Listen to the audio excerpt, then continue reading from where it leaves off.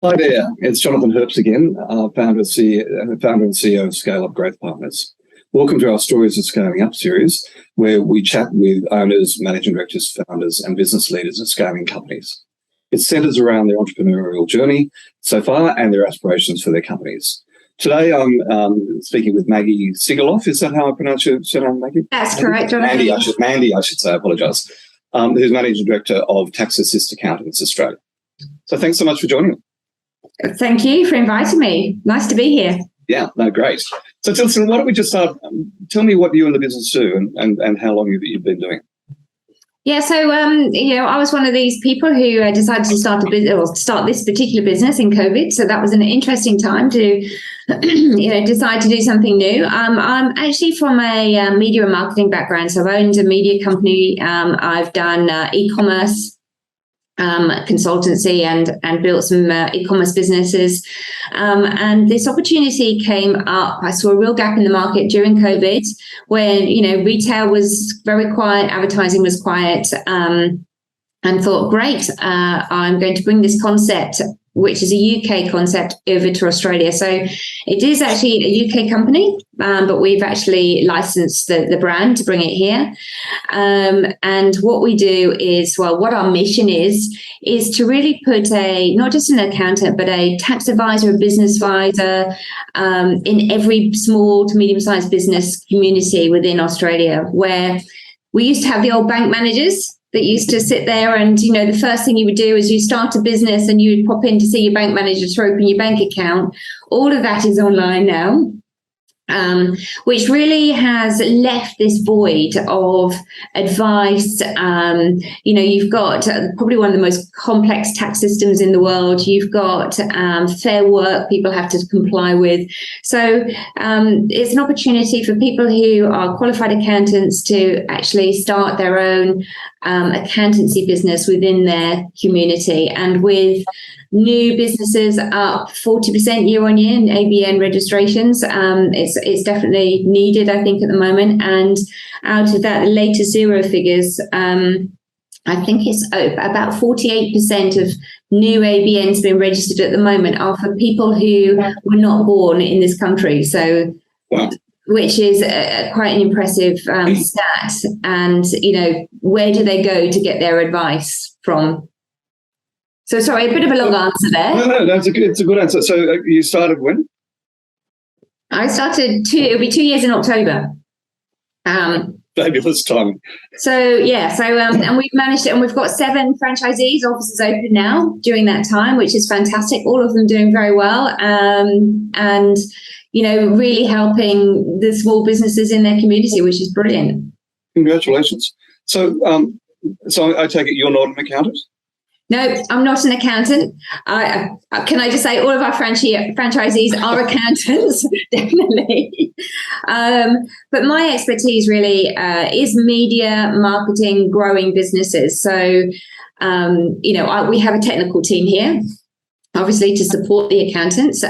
We work very closely with a guy called Peter, who runs Advisors Digest. He's probably one of the top consultants and experts on things like self-managed super funds and tax here in Australia. And he actually works with our technical team. So we have that technical support, but I run the business side of it. Which is a true entrepreneur. An entrepreneur or a worry, as my husband likes to say. No, congratulations. And I'm going to deep dive a little bit further. So you've got 7 franchisees. Whereabouts are they now? We've got 3 in New South Wales, and then we've got Queensland, Western Australia, and Victoria, and probably a new one coming up in South Australia at the moment. So they're around Australia. And what? So I'm jumping around a little bit in my questions, but so what does the future look like for you? What is your growth plan? So ideally, I would love to have my 2-year plan would be have at least 100 franchisees on board and working in their communities. We're slightly different to a normal sort of accounting business where we ask people to move into shop fronts. We're very much like a retail focused business, but for accountants. Right. So where, the traditional accountant might be in an office, upstairs, walk up some dark and dingy stairs, make an appointment, and you have to go into a room full of paperwork and things. We like our accountants to be in a shop front, like a flight centre. Mm-hmm. Where with lovely comfy chairs, you can pop in, you're a small business owner, you pop in, it's welcoming, it's not overwhelming, and it's all about the customer service and the way that we actually treat our customers, rather than we're just going to minimize tax and, do your tax return. So it's a slightly different spin on it. And, it's worked for 27 years in the UK and it's working here at the moment. I think we all like to be treated well, be appreciated, and actually have our woes listened to, which is, what it's all about. Fabulous. So I'd love to have 100 up and running in the next 2 years. That's the dream. Fabulous. So, I asked my people I interview, what have you done in COVID? What did you change in COVID that you've kept? Well, you actually started in COVID. So what are the lessons you've learned and what are you keeping in the business going forward? I think the biggest lesson is connection. We had new businesses join us. They were starting their businesses. We had to really look at the way we did our marketing because people they couldn't work in their shop front. So we did actually have to change our marketing plan. Thankfully, things have gone back to people wanting to meet face to face again, and more so than ever, which is nice because I think it's good for our soul and good for us as human beings to actually interact with each other. But I think the biggest thing was how we supported each other. So each one of these franchisees is their own business. They are just running their own business. But we would have our fortnightly catch-up meetings where, it's basically 5:00 every Thursday. Me or some of the other staff are going to be online and just come and join. And it was an opportunity to discuss, our challenges in the business, but also just to discuss our worries and concerns. And it became, it sounds a little bit cliche, but a bit of a family. Mm-hmm. And the majority of our franchisees and even potential franchisees who were looking at joining us or, saying it's not the right time yet, but I would like to be part of this, we'd invite them to join us as well. So they could get an idea of, how important it is to have support. When you start your own business, it's a lonely journey. And if you can do it with the support of others, it makes it a lot less lonely and a lot more motivational, which, like business coaching and having that support network around you makes it a lot easier. So that was a big learning. And also how we treat our customers.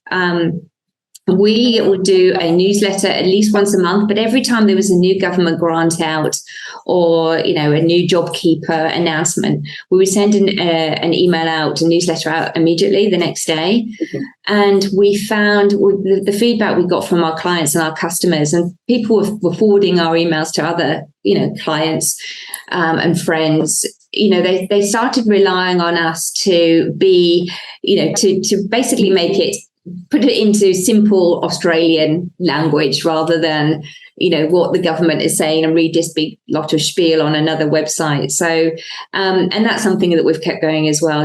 We still put together our monthly newsletters.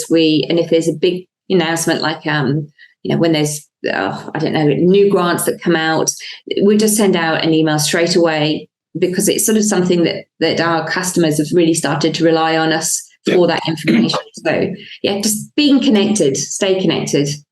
Look, it's really interesting. You mentioned when you're starting a business, it's lonely at the top, but I'm going to tell you, with my clients, any CEO, including me, it's lonely being a CEO and having someone to talk to and having trusted sources of advice, particularly during COVID. But it became, I moved my coaching model. I moved to 1-hour calls for a month as a minimum with my CEO clients, and they've appreciated it enormously and want to keep it going.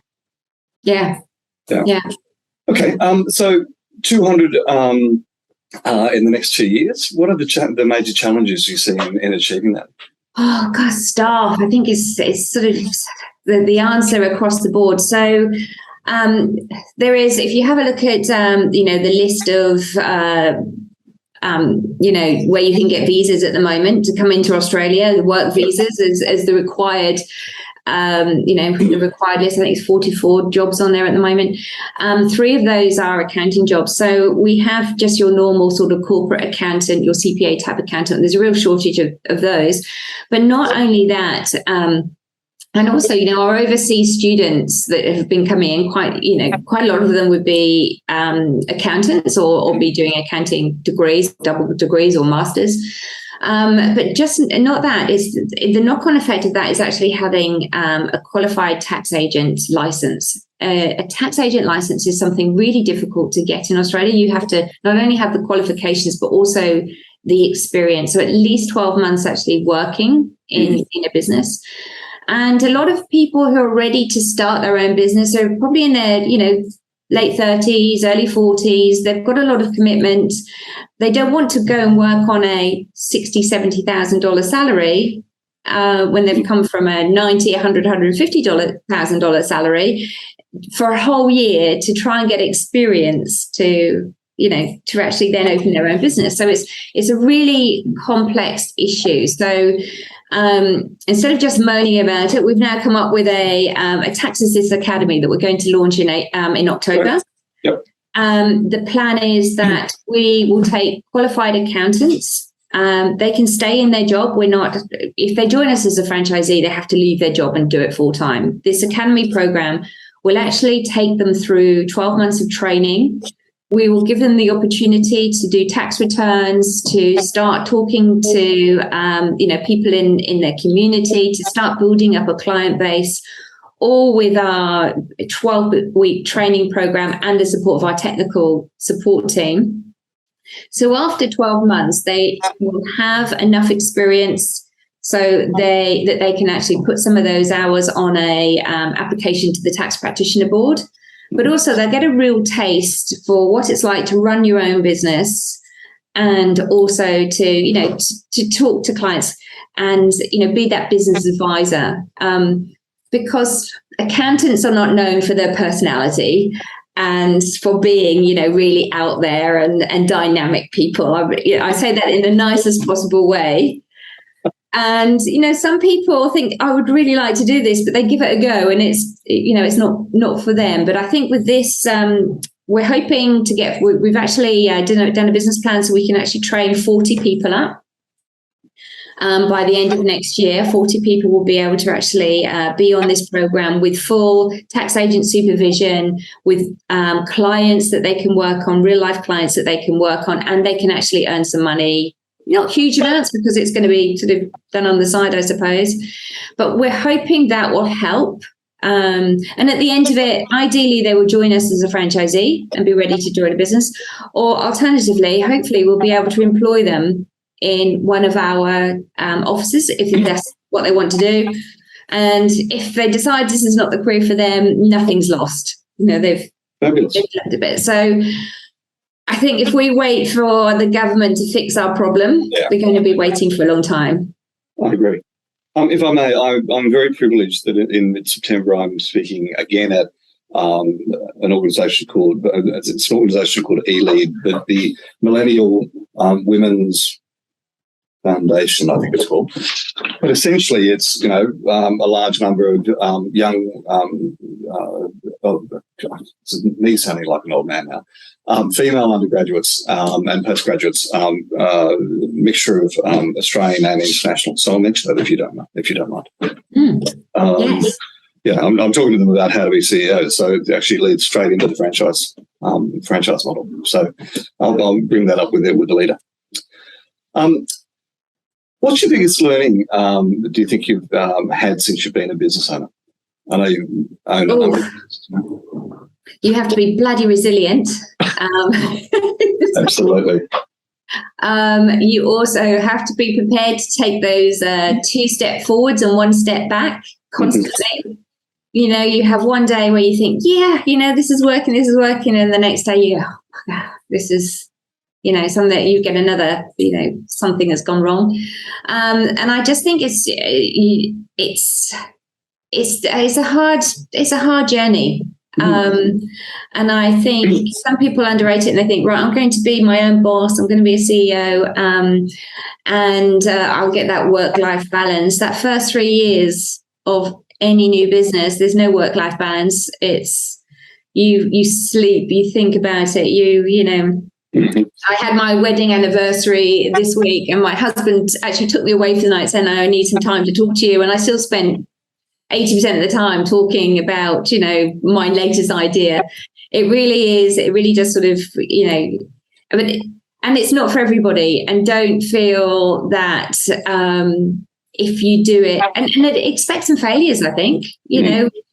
They're not failures, they're just learning opportunities. But, you know, I've had some big ones, I've had some great successes, but also some pretty, some failures as well. And it goes with the territory.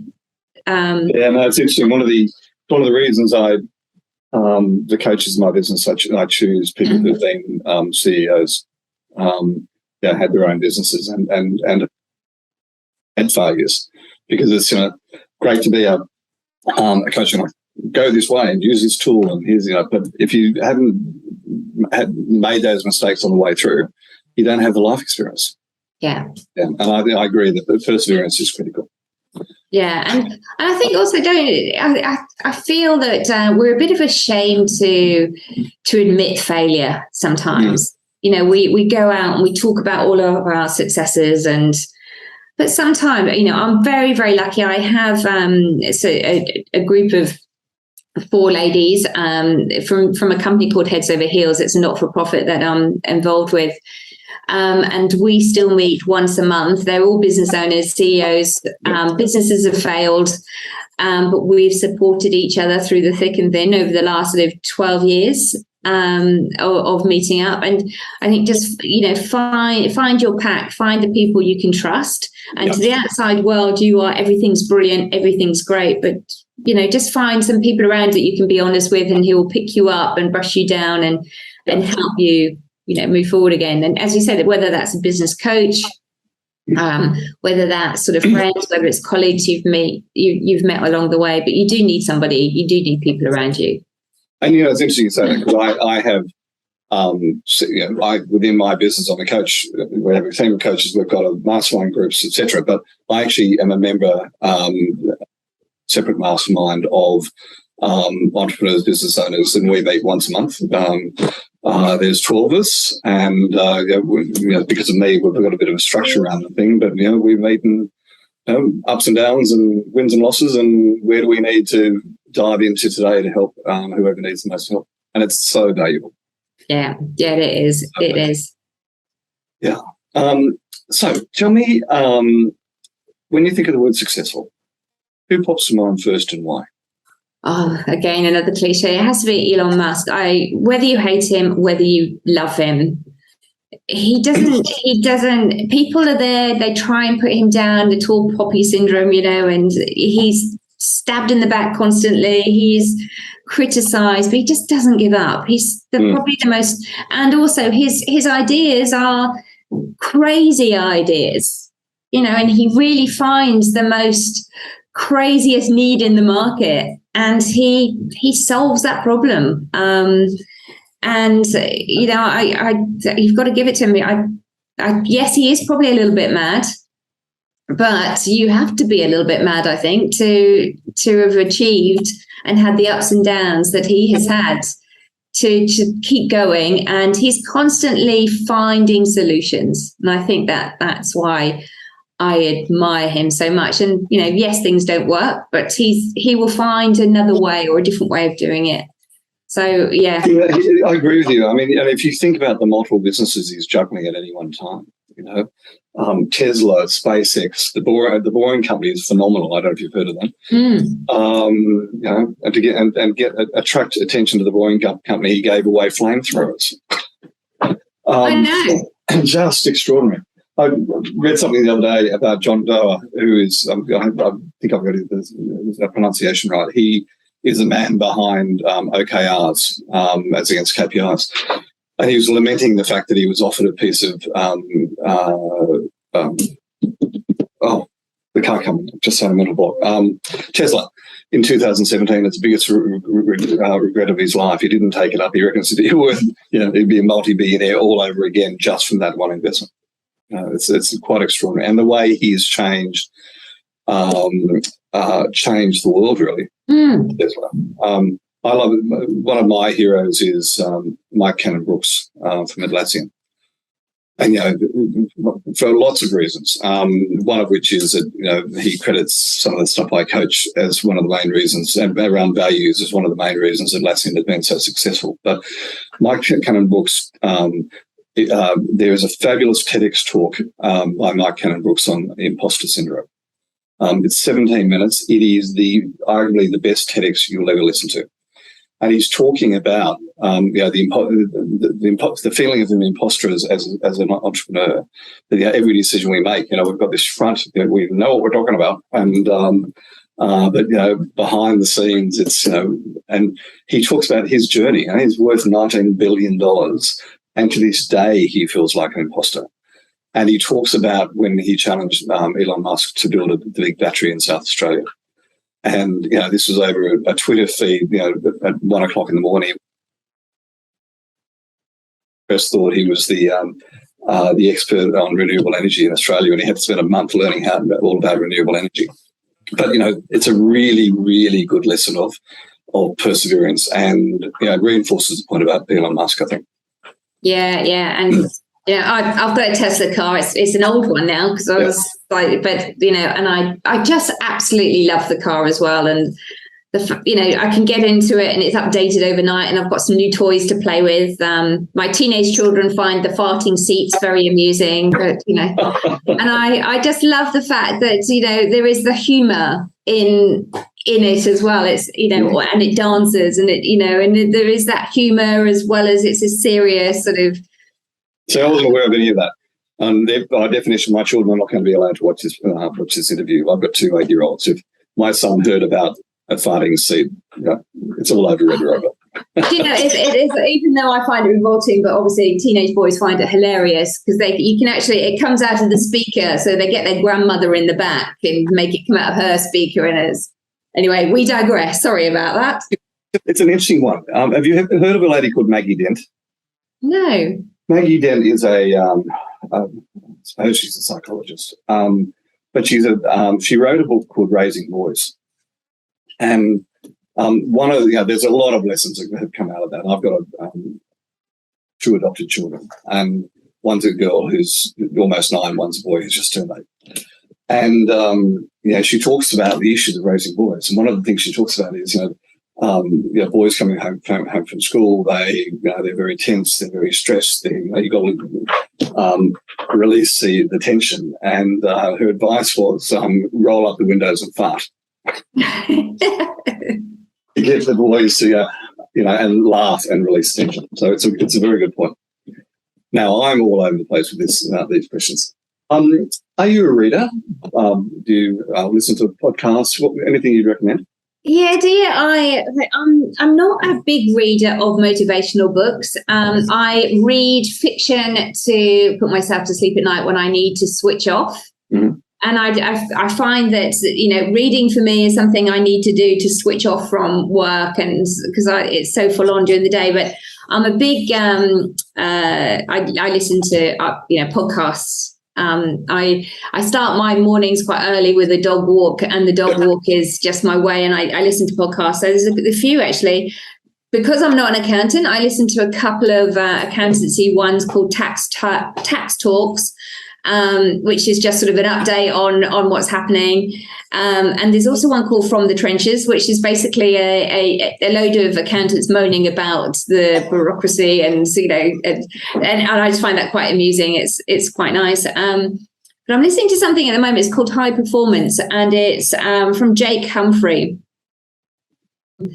And there is all sorts of sports stars, actors, movie directors, and they all talk about what their definition is of high performance and how. And it's like 45 minutes, I think, each episode. But it's just interesting to hear from different people's point of view of what they would describe as high performance and how they get themselves into that state of high performance and maintain that for many years as, a top footballer or something. So that's probably something I would recommend. And I must admit, we talk about people that we admire. Barack Obama, he again broke through many different rules, and Dreams from My Father and A Promised Land. They're just two books that I read on holiday recently that nothing to do with business, but completely inspiring stories. I think, I do like reading autobiographies as well. Yeah, same time. In fact, one of the people I was talking on the series a couple of weeks ago, a lady, she put me onto two books I never would have thought of. One was